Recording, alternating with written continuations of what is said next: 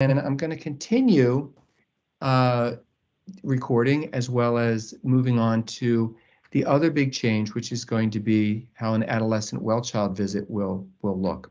So 2 notes. The first one is shared by default, but as you saw, it can be unshared.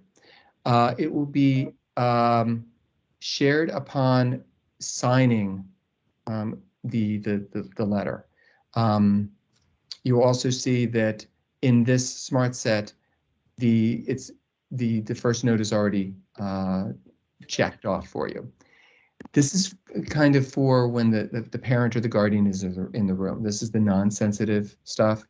Everything up to and including the physical exam minus the 4 confidential parts will be in here, and it does contain the .diag smart link to pull in the assessment and plan. You also see the second note, which is impossible to share. This is for when the parent has essentially been kicked out of the room. So I'm going to show you that with my next patient.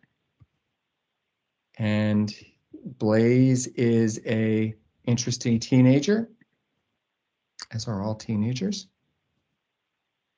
Okay, so here I'm going to go over to the plan and scroll down to the Well Child Smart Set, open it up, and you'll see here there are 2 notes and they are default checked. And you're going to want both of these. Now I'm going to just sign off on this in order to enter them into the documentation area. And the first note that opens up is the regular share by default note. Now I did not put in a chief complaint here, but basically it goes through as the other note templates go through, you know, the history of things, including the problem list. We've got the smart link there. Synopsis View is another way of seeing the Adolescent Health Questionnaire and the PHQ-9. You can certainly go up to this visit and you can see it, but I've included a link in here so that it doesn't quite work in this environment, but it will work in production.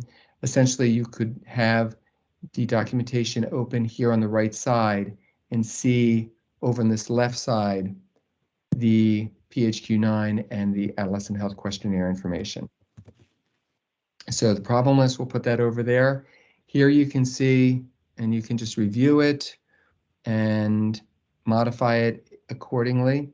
And you'll notice that the first Adolescent Health Questionnaire subsection comes in nutrition and activity.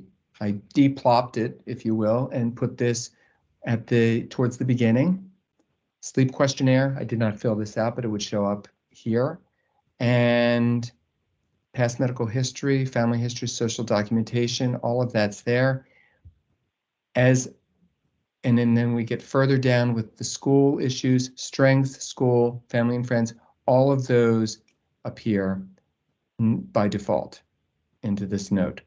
And then at the bottom, right after the physical exam, you know, you're going to kick the parent out at some point in time, the guardian out at some point in time, complete your physical, and then this is a reminder, oh, there's this other note that you might have forgotten about. How do you get to that other note? Good question.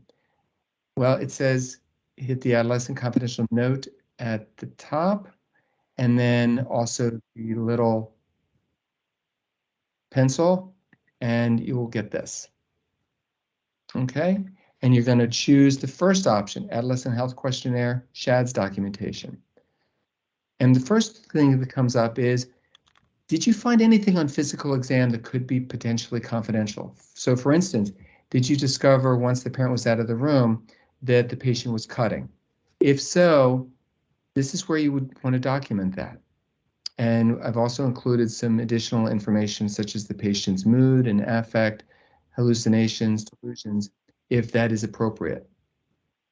So let's assume that there's nothing on the physical that's problematic. And you'll see now we've got those subsections, and there were issues with weapons, tobacco, adolescent development, and alcohol. And I've put in at the bottom things for you, if you choose to discuss, to document more easily without having to free text in. You certainly can free text in, but I've tried to make it so that it's easier for you to document by clicking. All right. And then at the bottom is the reminder of how you get back into the regular note. Accept, notes, and edit. Let's go down here. Whoops. Pardon that for a moment. Accept, and then notes, and then edit. Would have liked it to have been a little bit smoother in terms of switching back and forth between notes, but Epic has a safety feature that does not allow you to document in two notes at the same time. So one has to be kind of closed down, which is why there's this back and forth. The other thing I wanted to show you is medications when you prescribe a medication. So I'm going to do some amoxicillin, and I'm going to do that. And if I click over here, there we go. Amoxicillin, from now on, we're going to have the option to decide to share the fact that we're prescribing some medications from the proxies or not. So if you're using a medication, an antibiotic that could be used for an ear infection, or it could also be used for treating an STI, we're going to have the discretion when we order whether or not we wish to hide it from proxies, which we would do if it's for an STI, or not hide from proxies. At this point in time, Epic doesn't know why we're prescribing it. So we're putting that into the hands of the prescribing clinicians. So if I choose to hide this from proxies, I'm going to accept it. Let me sign this and see if it'll let me sign it. Yeah. Okay. And then if I go over to see the medications, follow up.